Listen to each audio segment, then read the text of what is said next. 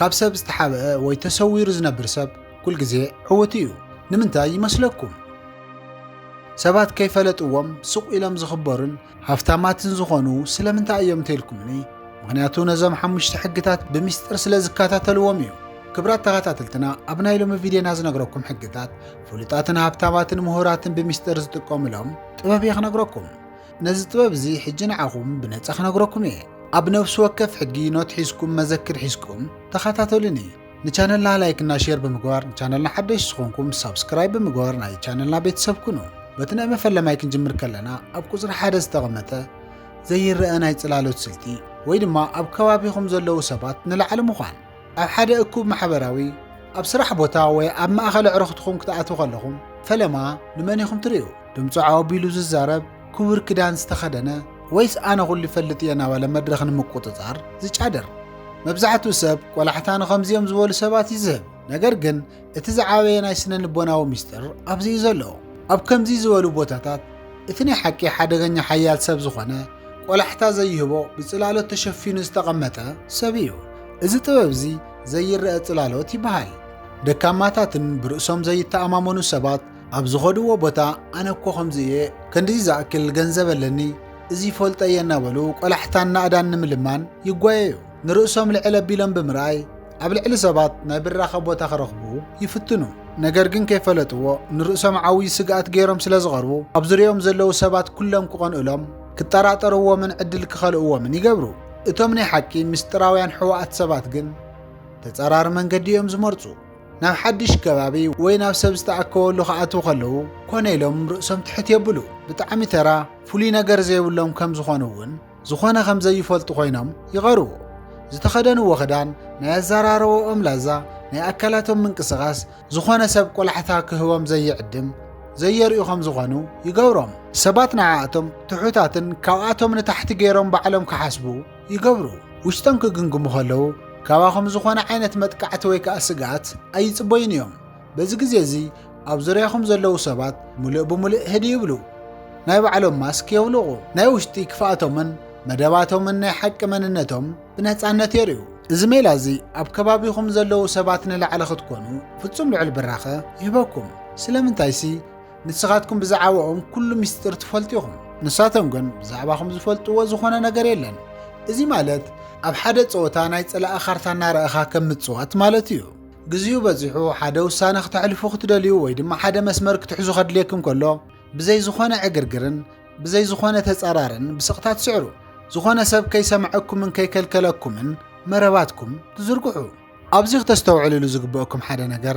ከይተፈለጠኩም ንሰባትን ንተኸባብን ሙሉእ ንምቁፅጻር ፈለማ ኣብ ኣእምሮ ሰባት ዘይረአ ጽላሎት ክትኮኑ ክትክእሉ ኣለኩም ካልኣይ ከይወድኡ ናይ ምሕዳግ ጥበብ ናይ ወዲ ሰብ ኣእምሮ ሙሉእ ንምቁፅጻር ለይትን መዓልትን ብዛዕባኹም ጥራሕ ከም ዝሓስቡ ንምግባር እንተደሊኹም ሓደ ዓብዪ ናይ ተፈጥሮ ሕጊ ክትፈልጡ ኣለኩም ናይ ወዲ ሰብ ኣእምሮ ማለት ዘይተቖለፈ ማዕጾ ዘይተፈትሐ ሕንቅሕንቅሊተይ ከይተወድአ ዝተሓደ ገዛንታ እንተርእዩ ፍጹም ዕረፍተ ይረክብን ጥራሕ ዘይኮነስ ድቃስ እውን ይስእን እዩ እዚ ኣብ ዓለም ስነ ልቦናዊ ናይ ዛይጋርኒክ ጽልዋ ይበሃል ከም ዝፍለጥ ኣእምሮና ንዘይተዛዘሙ ነገራት ኩል ግዜ ክፍቲ ገይሩ ስለ ዘቕምጦም ነቶም ነገራት ሳዕ ዝውድኦም ብተደጋጋሚነት ምስሊ የመላልሶ ሕዋኣት ወይ ስውራት ሰባት ድማ ነዚ ድኽመት ተጽቢቖም ይፈልጥዎ እዮም ነዚ እዩ ድማ ከይወድኡ ናይ ምሕዳግ ጥበብ ከም ዓብዪ ማግኔት ዝጥቀሙሉ መብዛሕትኡ ተራ ሰብ ብዛዕባ ሓድሽ ህይወትን ብዛዕባ ዝጀመሮ ስራሕ ወይ ድማ ብዛዕባ ዝረኸቡ ዕድል ክዛረብ ከሎ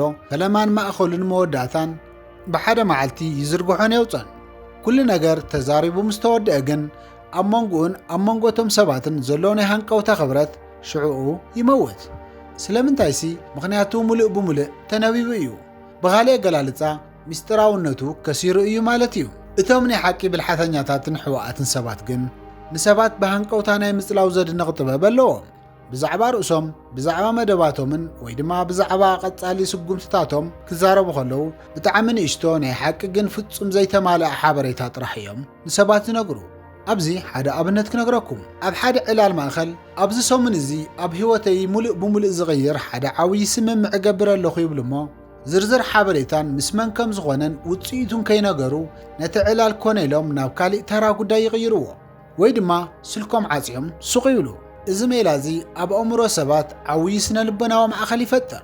ንስኻትኩም ሙሉእ እቲ ዛንታ ከይነገርክምዎም ገዲፍኩምዎም ስለ ዝወፀኹም ኣእምሮኦም ነቲ ዛንታ ንምውዳእ ጥራሕ ኢሉ ለይትን መዓልትን ብዛዕባኹም ክሓስብን ክግምትን ክምርምርን ይጅምር። እንታይ ክገብር ይኸውን? እቲ ስምምዕ እንታይ እዩ? ምስ መንከ እዩ እናበሉ ከይፈለጥዎ ብናትኩም ወልፊ ሕማም ይተሓዙ። ሰባት ኩል ግዜ ኣብ ከባቢኹም ክህልው ከኽብርኹምን ከም ማግኔት ናባኹም ክሰሓቡ እንተደሊኹም ኩሉ ሓበሬታ ብሓደ ግዜ ተካፍልዎም። ኩል ግዜ ደልዮም ዘይወፅዎን ኣንቢቦም ዘይፀግብዎም መፅሓፍ ኩንዎም። ንሓበሬታ ሙሉእ ብሙሉእ ኣብ ኢዶም ካብ ምሃብ ንላዕሊ ቆንጢርኩም እናሃብኩም ብሃንቀውታ ክፍተው ዝኾነ ኣእምሮ ንጉስ ኮይንኩም ተቐመጡ። ሳልሳይ ናይ ሓሶት ድኽመት ምርኣይ። ኣብዚ ዓለም እዚኣ እቲ ዝዓበየ ሓደገኛ ናይ ስነ ልቦናዊ ኩናት ዝጅምር ኣበይ መስለኩም? ንስኻትኩም ፍጹም ሓያል ኩሉ ነገር እትፈልጡን ዘይትሰዓርን ክትመስሉ ከለኹም እዩ። ሰባት ናታትኩም ዓወትን ሓይልን ወትሪ ክርእዩ ከለዉ ኣብ ውሽጦም ናይ ቅንዕን ብሕታውነትን ስምዒት ይፈጥር። እዚ ስምዒት እዚ ድማ ብዕውር ከይጸልእኹም ብድሕሪት ከይሓሚኹምን ዓኻትኩም ዘጽልኡ ናይ ሓቂ ድኽመታትኩም ነዃል ለይትን መዓልትን ከም ዝደልዩ ይገብሮም። ሕዋኣት ሰባት ግን ነዚ ናይ ተፈጥሮ ሕጊ ኣቐዲሞም ይፈልጥዎ እዮም። ጸላእቶም ናይ ብሓቂ ድኹም ጎኖም ክረኽብዎ ዕድለ ይህብዎምን ኣብ ክንድኡ ብዓለም ዝፈጠርዎ መፈናጠሪ የዳልውሎም። እዚ ጥበብ እዚ ናይ ሓሶት ድኽመት ምርኣይ ይበሃል። እዚ ሜላ እዚ ከመይ ኢሉ ከም ዝሰርሕ ኣስተውዕሉ። ኮነ ኢልኩም ዝኾነ ዓይነት ሳዕቤን ዘይብሉ ኣብ ህይወትኩምን ዓወትኩምን ዝኾነ ዓይነት ጽልዋ ዘየምጽእ ሓደ ንእሽተይ ሓሶት ድኽመት ናብ ዓለም ትድርብዩ። ንኣብነት ብጋህዲ ኣብ ቅድሚ ሰባት ኣነ እኮ ቴክኖሎጂ ማሕበራዊ ሚድያ ፍጹመ ይርድአንን ወይ ከዓ ኣብ ቁጥርን ሒሳብን ኩል ግዜ ዝጋጌልኩም ብፍሽኽታ ትዛረቡ ወይ ከዓ ብጣዕሚ ተራው ዝኾኑ ጉዳይ ከም ዝተሰዓርኩም ጌርኩም ርእስኹም ተርእዩ። በዚ ግዜ እዚ እንታይ ይፍጠር ይመስለኩም? ጸላእትኹም ወይ ንዓኹም ከውድቑኹም ዝኽእሉ መንቀኛታትኩም ኩሎም ነቲ ናይ ሓሶት ድኽመትኩም ክርእዩ ከለዉ ብሓጎስ ይጫድሩ። መእተዊ ድኹም ጎኑ ረኺቦ ኣለኹ ኢሎም ይሓስቡ። ኣብቲ ንስኻትኩም ዝፈጠርኩምዎ ናይ ሓሶት ድኽመት ጥራሕ ቆላሕታ ገይሮም ክስሕቑን ክላገጹን ወይ ንዓኻትኩም ትሕተ ቢሎም ክርእዩ ከለዉ ንስኻትኩም ግን እቲ ናይ ሓቅን ዓብይን ሓደገኛ ኣጽዋርኩም ሓቢእኹም ትጸንሑ። ንሳቶም ኩሉ ቆላሕቶኦም ነቲ ዘይብሉ ጽላለትኩም ንምውዳእ ክባኽኑ ከለዉ ንስኻትኩም ግን ሙሉእ ብሙሉእ ካብ መጥቃዕቲ ነጻ ትኾኑ። እዚ ሜላ እዚ ናይ ነገስታትን ናይ ዓበይቲ መራሕትን ጥበብ እዩ። ጸላእትኹም ናይ ሓቂ ልብኹም ውቅዒት ድኹም ጎንኹም ከይፈልጡ እንተደሊኹም ዝፃወቱሉን ቆላሕቶኦም ዝሰርቁሉን ግዜኦም ዘጥፍኡሉን ናይ ሓሶት ባምቡላ ዝኾነ ሽሻይ ሃብዎም። ንሳቶም ስዒርናዮም ኢሎም ብሓሳብ ክሕጎሱ ከለዉ ንስኻትኩም ግን ካብ ድሕሪ ባይታ ዘሎ ህይወትኩምን ነቲ ፀወታ ሙሉእ ብሙሉእ ትቆጻጸርዎ። ራብዓይ ናይ ስምዒት ግመ ምኽፋት ወይ ድማ ስምዒትካ ዘይምግላጽ። ኣብዚ ማሕበራዊ ህይወት እዚ ኣብ ልዕሊኹም ናይ ላዕላውነት ስምዒት ንምርካብ ዝጥቀምሉ እቲ ዝዓበየ መሳርሒ እንታይ ከም ዝኾነ ክነግረኩም። ንሱ እውን ናታትኩም ስምዒት ምቁፅጻር እዩ። ሓደ ሰብ ኮነ ኢሉ ንዓኻትኩም ዘባሳጩ ነገር ክዛረብ ከሎ ወይ ድማ ንኽብርኹም ዝትንክፍ ፀርፊ ክደርቢ ከሎ ሽዑኡ ትናደዱ። ውሽጥኹም ተረቢሹ ድምፅኹም ዓወቢልኩም ምላሽ ንምሃብ እንተደኣ ጐይኹም እንኳዕ ኣሐጐሰኩም። ኣብ ሰዓት እዚ እቲ ሰብ ናታትኩምን ናይ ህይወትኩምን ፍጹም ጐይታ ኾይነሎ ማለት እዩ።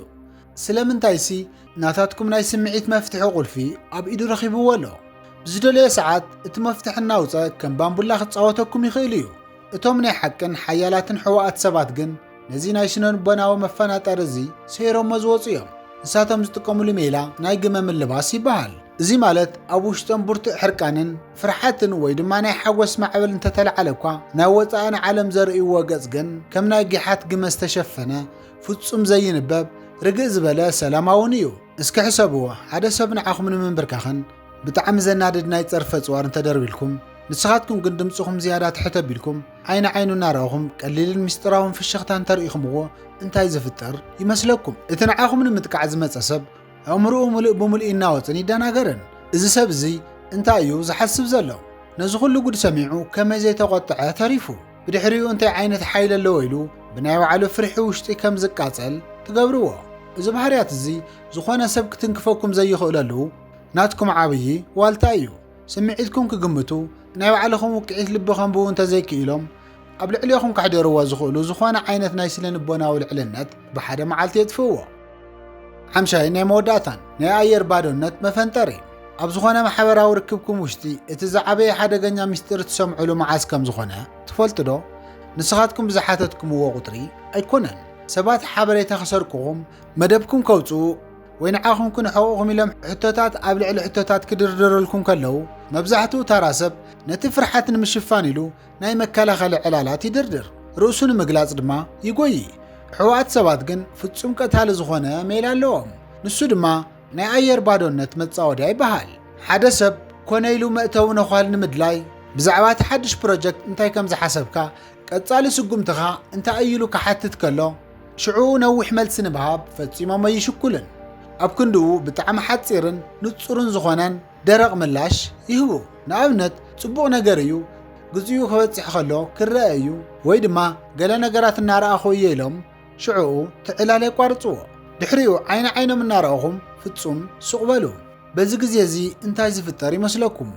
ኣብ መንጎኹምን ኣብ መንጎ እቲ ሰብን ብጣዕሚ ከቢድን ምቸት ዝኸልእን ናይ ባዶነት ሃዋህው ይፍጠር። ናይ ስነ ልቦናዊ ሓቂ ከም ዝነግረና ናይ ወዲ ሰብ ኣእምሮ ኣብ ማእኸል ዕላል ዝፍጠር ከቢድ ስቕታ ክጻወረ ይኽእልን እዩ ማለት እውን ይሓንቆ እዩ። ነቲ ናይ ስቕታ ጭንቀትን ባዶነትን ንምስባር ኢሉ እቲ ሰብ ከይሓሰቦን ከይተዳለወን ክዛረብ ዘይግብኦ ናይ ባዕሉ ሰፊሕ ሓሳብ ናይ ውሽጡ ክፍኣት ፍርሓትን መደባትን ብናይ ባዕሉ ኣንደበት ክዝርግሕ ይጅምር። ንስኻትኩም ሓንቲ እኳ ሚስጥር ከየውፀኹም ዝኾነ ዓይነት ሕቶ ከየቕረብኩምሎምን ንሳቶም ግን ናይቲ ናይ ስቕታ ባዶነት ንምምላእ ጥራሕ ኢሎም ኩሉ ሓበሬታ ኣውፅኦም ኣብ ኢድኩም የቕምጡልኩም። ንስኻትኩም መረብኩም ከይዘርግሑኹም ንሳቶም ባዕሎም ናብ መርበብኩም ይኣትዉ። ንሰባት ሙሉእ ብሙሉእ ኣብ ትሕቲ ኢድኩም ክተእትዉ እንተደሊኹም ናይ ቃላት ንፋስ ኣይትኾኑ። ኣብ መንጎ ቃላትኩም ዝኾነ ክጻወረ ዘይኽእል ናይ ባዶነት ኣየር ፍጠሩ። ኣብ መወዳእታ ከተስተውዕሉ ዝግበአኩም ሓደ ነገር ሕውእ ወይ ስውር ምዃን ማለት ፍርሕኻ ምሕባእን ሕማቕ ምዃንን ወይ ከዓ ካብ ማሕበረሰብ ምርሓቕ ማለት ኣይኮነን። እንታይ ደኣ እንተኢልኩም ሲ ሕውእ ምዃን ማለት ብጭርሖን ብትርኢትን ብዝተመልአት ዓለም ውሽጢ ናይ ባዕልኹም ናይ ሓቂ ሓይሊ ሜላ መንነት ብጥንቃቐ ሓሊኹም ነዚ ዓለም ብስቕታ ምቁፅጻር ማለት እዩ። ደካማ ሰባት ውፅኢት ባዶነቶም ብናይ ቃላት ጭርሖ ንምሽፋን ክፍትኑ ከለዉ ንስኻትኩም ግን ርእስኹም ኣብ ጸልማት ውሽጢ ኣብ ትሕቲ ጽላሎት ብስቕታ ስርሑ። ኣብ መወዳእታ እቲ ዓወትኩም ባዕሉ ከም ናይ ብርሃን ማዕበል ኮይኑ ንዓለም ክግለጽ እዩ። ሕጂ ብሰምዐኹምዎ ነገር ሓድሽ ኣረኣእያ እንተረኺብኩም ነዚ ቪድዮ ላይክ እና ሼር ብምግባር ሳብስክራይብ ብምግባር ናብ ቻነልና ቤተሰብ ኮይንኩም ምሕዝነትኩም ኣርእዩ። ኣብ ዘለኹም ሰላም ኩንለይ ቻው።